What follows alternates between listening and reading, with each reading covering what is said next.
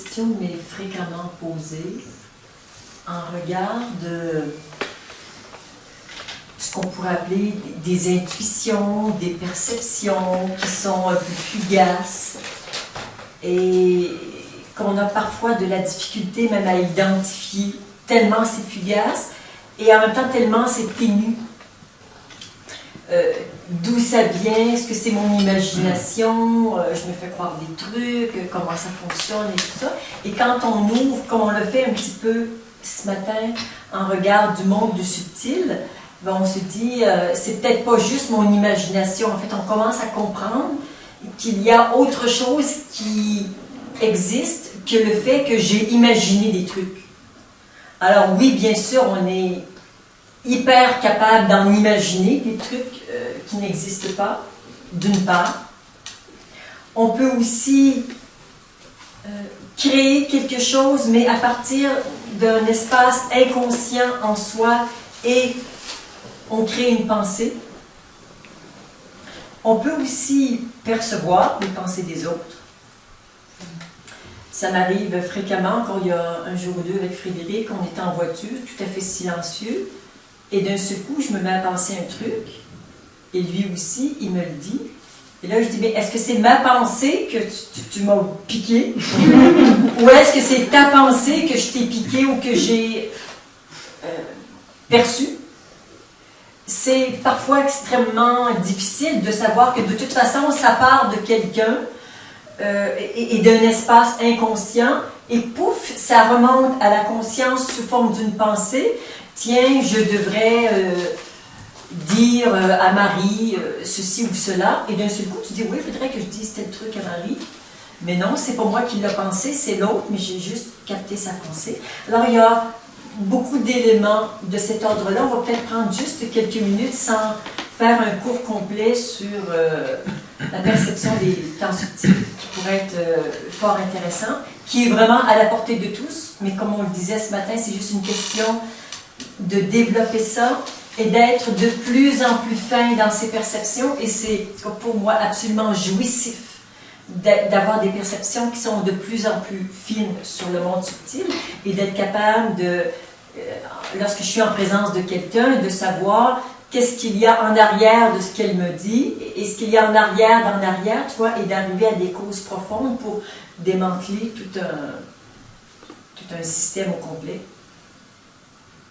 Alors, on va commencer par ce qu'on crée soi-même. Bien sûr, parfois ou souvent inconsciemment, l'idée c'est de mettre de la conscience sur ça. Je commence par dire que, encore une fois, souvent dans les milieux spirituels, on cherche le silence, on est anti-pensée. Tu vois, c'est la mauvaise chose à faire, c'est de penser.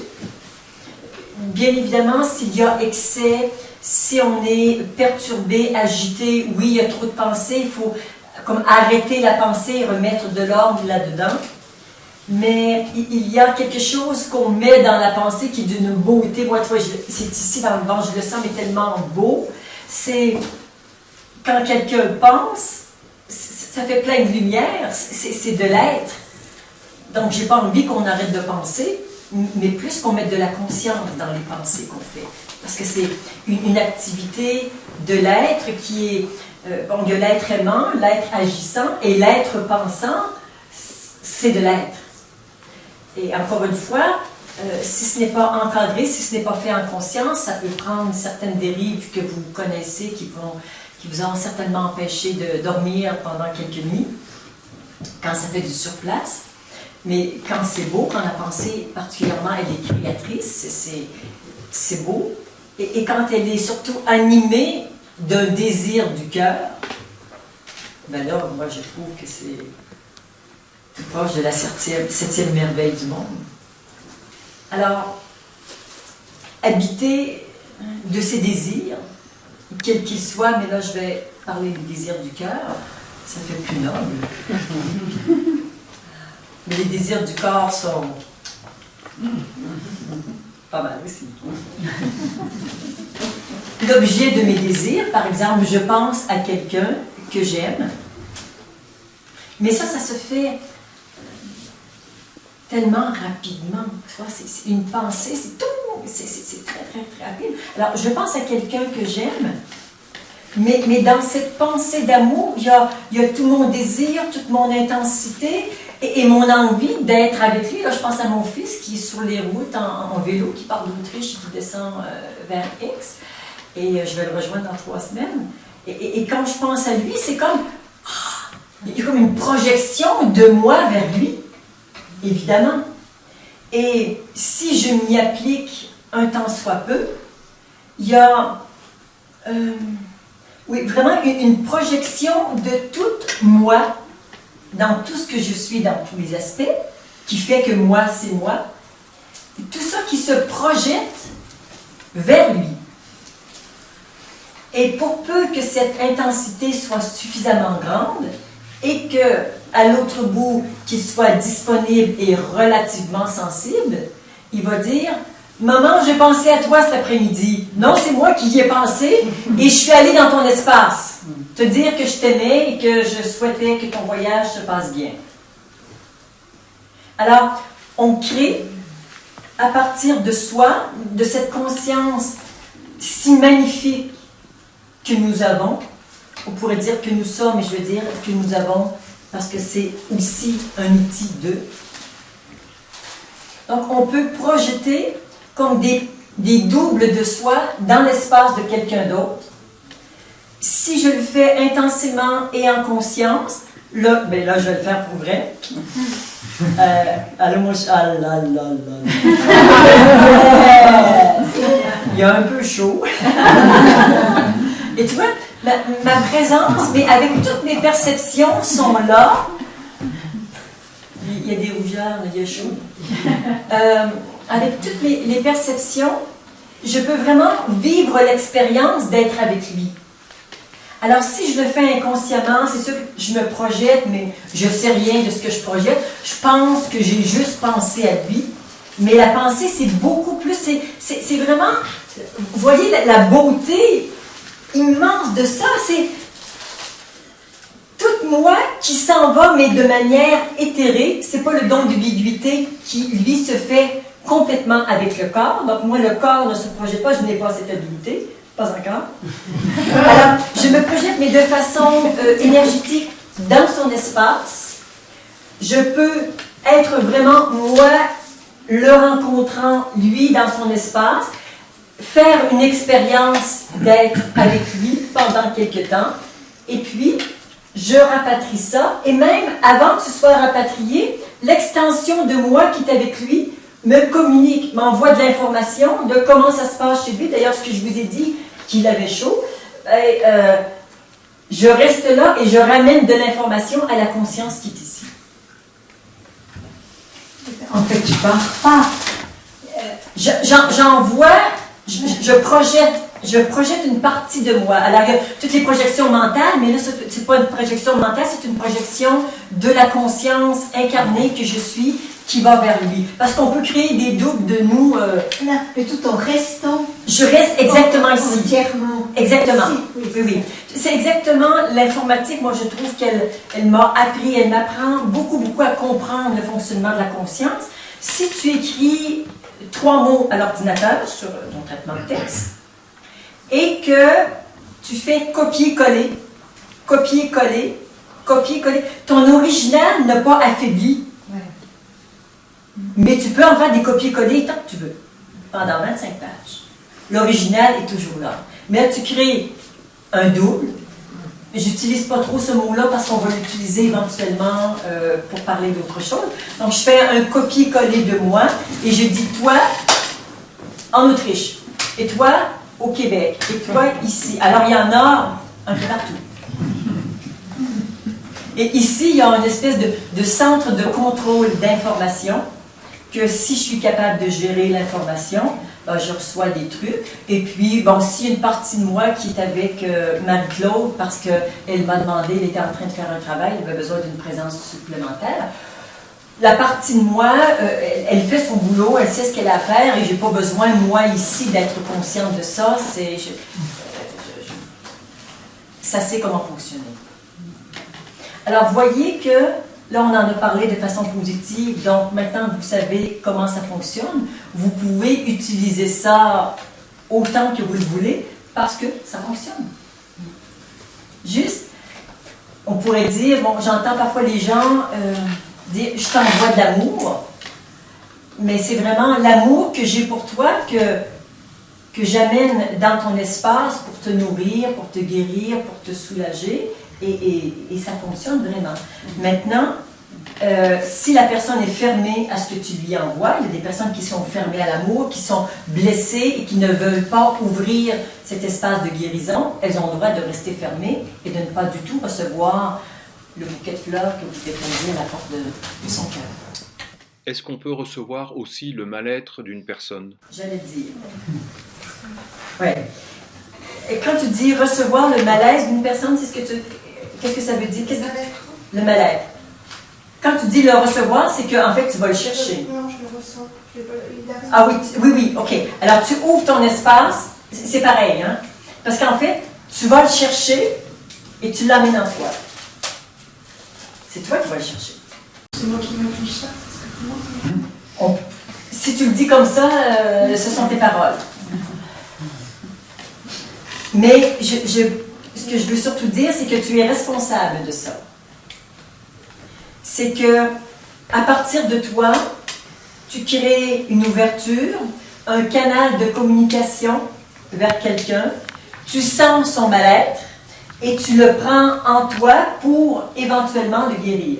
Et pour la soulager aussi. Et pour la guérir, soulager, oui, exactement. Exactement. Faut juste, alors tu dis, tu t'infliges ça, oui, sans doute, mais en sachant mieux comment ça fonctionne, tu peux avoir une action plus bénéfique. D'abord, tu sais que ça fonctionne. Tu sais que, en même temps, une personne qui souffre, il n'y a jamais d'erreur. Elle est en train de suivre sa voie, son chemin, qui est actuellement souffrant. On a le droit d'avoir envie de soulager cette souffrance. Encore faut-il qu'elle y soit ouverte à ce soulagement et oui, qu'elle soit prête à l'accepter. On fait ça souvent inconsciemment.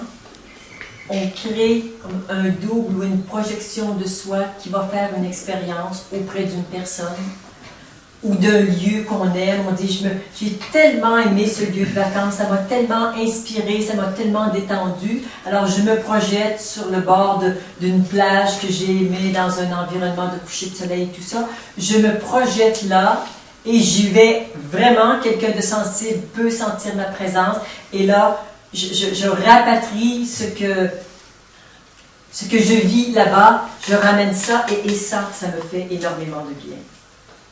Mais il y a vraiment quelque chose dans le vivant qui existe. C'est pas je m'imagine, c'est pas un petit truc mental qui se fait en haut, je pense à un lieu et... Alors oui, bien sûr, on peut le faire comme ça, mais si on va aller plus loin, on peut tout simplement vraiment se projeter dans ce lieu, y rester et en recevoir les bienfaits. Ce que je voudrais aussi ajouter à ça, c'est que si ça marche merveilleusement bien dans le positif, ça marche aussi dans le négatif. Donc, quand vous pensez à quelqu'un que vous haïssez, à qui vous voulez du mal, que vous voulez vous venger, que vous détestez, et que vous dites, bon, je lui fais pas vraiment de tort, c'est juste moi, je suis en colère, bon, ok. Je ne dis pas de ne pas vivre vos propres colères, il y a une façon de le vivre sans heurter l'autre. Mais si on le fait de façon inconsciente et de façon répétitive, est-ce qu'on fait vraiment des dommages chez l'autre? La réponse est oui. Et j'ai vu, moi, un ami, il y a quelque temps, sa femme était très fâchée avec la spiritualité, avec moi, bien sûr, pensant que la spiritualité allait lui enlever son mari, ce qui s'est d'ailleurs produit. Tellement elle n'a pas été capable d'avoir l'ouverture pour accompagner ce que lui avait besoin de vivre. Sauf que elle, dans sa peur, elle a créé une contraction, mais elle n'était pas capable de ne pas se contracter, donc elle était très très très mal dans sa peau. Et à chaque fois qu'il partait en stage, elle était très méchante, et je sentais dans son corps énergétique un peu comme des morsures. Et lui, je ne vous dis pas combien il était mal quand il arrivait au stage, il était comme, mais vraiment comme des morsures de fauve dans son corps énergétique. De ces conversations incendiaire qu'il avait avec sa femme avant de partir. Donc, est-ce qu'il le sentait? Oui, bien évidemment. Donc, on le fait et on se le fait faire. Évidemment. D'où la nécessité de temps en temps de... Là, on ne va pas entrer dans tous les chemins, les processus de nettoyage, mais sachez que ça se fait et que de temps en temps, on a besoin de se nettoyer. Je me nettoie autant des projections négatives, bon, j'ai la chance de ne pas en avoir beaucoup, mais de toutes les projections positives que les gens m'envoient, qui peuvent voiler mon regard. Je veux voir de façon lucide. Si vous avez beaucoup d'amour à m'envoyer, je l'envoie dans le cœur et toi, ça nourrit de l'intérieur. Il n'est pas question que ça me voile énergétiquement. Donc, c'est accueilli, mais il faut que ça passe. L'idée, c'est pas que ça reste, sinon tu vis avec des projections positives des autres, mais je veux un regard lucide. C'est vraiment ma démarche. Ça fait comme des lunettes roses, tu vois.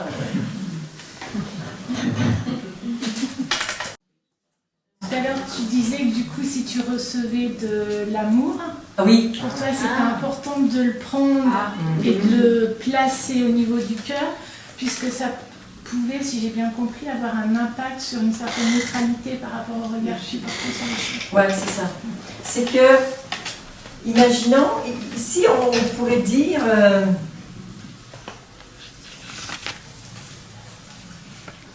devant mon visage, il y a de l'énergie.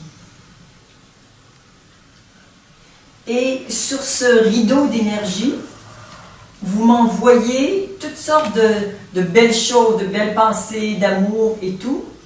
Donc forcément, mon rideau que moi je veux complètement transparent, il est, si je lui mets une couleur parce que c'est beau, c'est de l'amour, ça va être un petit peu rosé. Et moi, j'ai le souhait que quand je regarde quelqu'un, notamment là, je te regarde, ou si on fait un travail ensemble, je ne veux pas avoir un regard rosé, je veux avoir le rosé, je préfère le boire. Je l'intègre complètement. Mais je préfère que mon regard soit vraiment lucide. Ça, c'est ma démarche à moi, de la lucidité la plus complète possible. Alors, je nettoie ma glace. Et donc, l'amour, elle va dans le cœur, elle me nourrit, je la ressens, je peux bien en profiter, mais je ne veux pas qu'elle reste plaquée sur ce rideau, pour que le regard reste lucide. Bon. C'est sûr que si tu veux un regard lucide, il ne faut pas trop te poser. Oui, mais il y a certains soirs où je préfère l'effet du rosé au regard lucide. De temps en temps, je défaillis. Je suis une faible femme, je le dis toujours.